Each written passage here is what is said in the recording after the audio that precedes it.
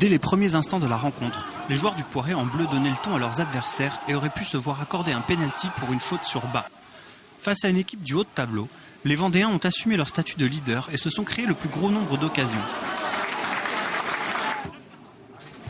C'est d'ailleurs à 2 reprises que la défense des anciens pensionnaires de National se voit obligée de se dégager sur sa ligne, d'abord sur une frappe d'Héloïse, puis sur une incursion de bas. C'est sur un score vierge de 0-0 que les deux équipes rejoignent les vestiaires pour la pause et laissent un public frustré s'adonner aux joies des pronostics. On maîtrise bien le match. Je pense qu'en deuxième mi-temps, ça va s'accélérer. L'équipe adverse, à mon avis, est venue pour faire un match nul. Nous, le Poiré, on joue peut-être un petit peu trop sur le nouvel avant-centre. On passe pas assez par le milieu. On lâchait un petit peu sur la fin, ce qui est dommage, mais on a eu quelques belles actions pour le Poiré. C'est intéressant à voir, à confirmer en deuxième. Ah ben, on a 2-0 pour nous, là. Il n'y a pas de problème. Bon, allez, 1-0 pour le Poiré. Oh, ben moi, je dirais 2-0 pour le Poiré, pour pas être chauvin. 1-0 pour le Poiré, pas plus.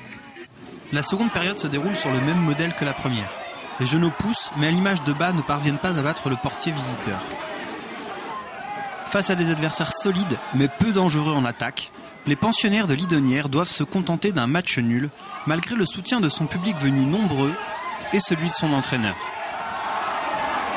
Ce match, dans le contenu, très intéressant. C'est vraiment au niveau de CFA. Là. Il y a eu 2 équipes qui se sont engagées complètement. Après, il manque la dernière petite passe, le dernier bon geste qui fait que ça peut basculer en notre faveur. Il y a juste cet aspect de justesse à corriger. Moi, j'ai vu vraiment une très très belle équipe de Moulins qui ont annoncé la couleur. Ils jouaient en national l'an dernier, ils veulent y retourner rapidement. On les laisse à 4 points, donc on sait bien quoi.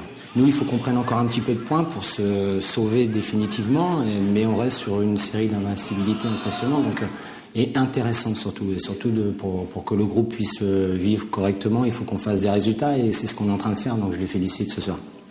Après une solide prestation à domicile, c'est en leader que les joueurs du Poiré Survie se rendront à Viry-Châtillon samedi prochain.